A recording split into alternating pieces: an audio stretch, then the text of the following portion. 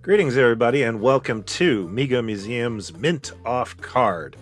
I'm Brian, your host, and I'm super excited to be doing this episode. Not only is this a new 8-inch figure line from a company I've never reviewed before, but it's also a monster, which is perfect for October. However, the real source of my excitement stems from this monster being from one of my favorite horror series of all time.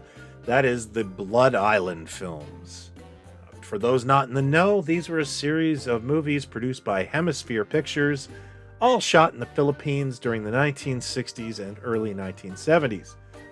They have loose continuity between each other, but they're all set on this mythical Blood Island, and that involves radioactive mutants, mad scientists, and most famously, the chlorophyll monster. I discovered these movies in middle school, and they soon became absolute favorites of mine. It encouraged me to explore other Philippine-lensed cinema, and honestly, it's a world of incredibly crazy movies that I have been championing for years. Our subject today is based on the final film in the series, Beast of Blood, which featured our monster, Don Ramon Lopez. He is victim to the evil experiments of the fiendish Dr. Lorca, who's the real bad guy here. Lopez is easily the most famous creature of the series. He appeared in 2 films, although his look is slightly different in Mad Doctor of Blood Island. Now, the Blood Island movies are way more niche than, say, a Freddy or Jason outing. There's not a ton of Blood Island merchandise floating around, nor does it come out in great droves, so when it does, I tend to grab it. And to say this is one of my most wanted action figures of all time is absolutely true. He's definitely in my top 5 wanted figures list. So when Trick or Treat Studios not only announced they were going to do a figure, but that it was going to be in Mego scale, I was all in. That is the one style I wanted for this character. So let's take a look at the packaging for this inaugural line of 8-inch figures. Trick or Treat has created its own style of card back, and it has a very large presence. I don't actually dislike the size at all, personally. It seems to be a nice balance between the card and the figure itself. Sadly, it's not collector friendly, and even though this is mint off card, it does give me a dilemma because of how well designed a package it is. It looks really great like this. The artwork is featuring the film's original movie poster showcasing the Beast's power, being able to remove his own head, which was a major selling point. I don't know if the figure does this. I can't wait to find out. As for the overall look of the card, I would have used a little more color, but otherwise I find it really appealing, and I do love the use of the movie poster ballyhoo behind the character itself. That's something I haven't seen before, and I really dig it. When we turn to the back, we get this giant, glorious image of the Beast with this trusty axe coming towards you. I have 0 notes. This is gorgeous. Trick or Treat probably could have just done some cross-sell with the other figure in the series, which is the Shock Monster, by the way.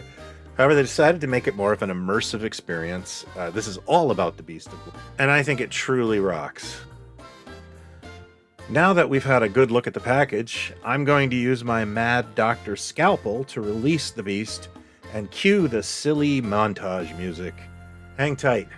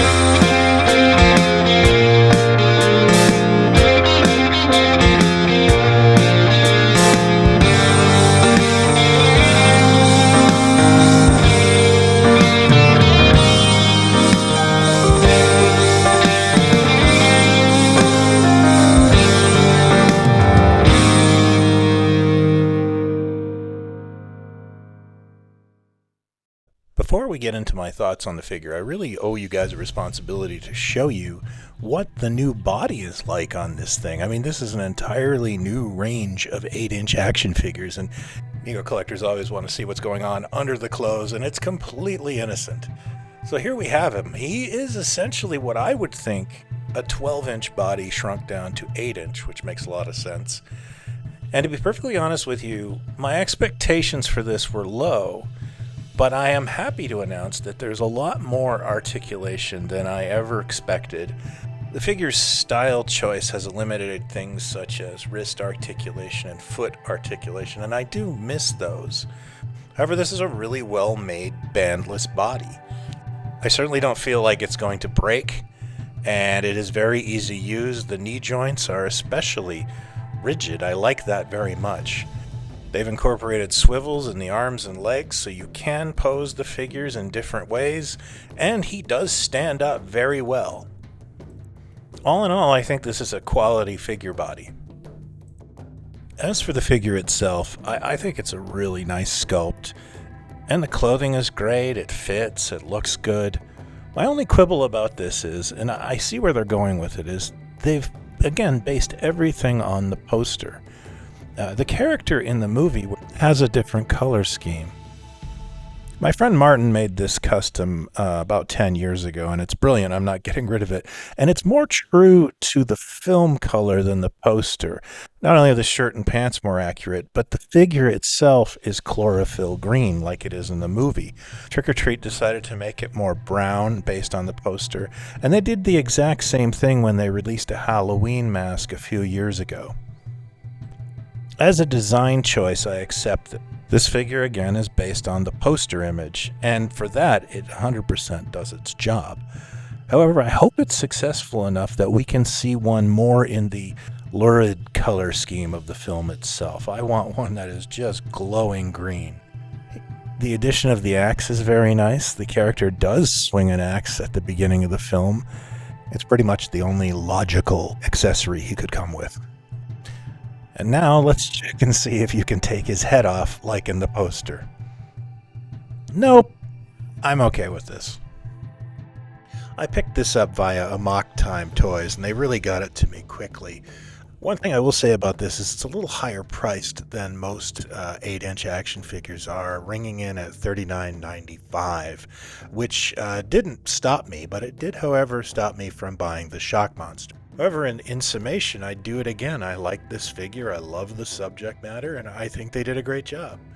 That's my opinion. What's yours? Let me know what you think of this figure, or the Blood Island movies in general, in the comments below the video, or you can hit me up on the MegoMuseum Forums, or Megomania, the only official Mego Museum group. If you want to know more about Blood Island collectibles and the movies themselves, I'd highly suggest checking out Raymond Castile's Basement of Horror. He did an amazing job on this a couple of years back, and I envy his Blood Island collection. He knows that. That's all the time I have this week, folks. I hope you've enjoyed it. If you're new to this, I hope you'll consider hitting like and subscribe. This is the kind of thing we do all the time.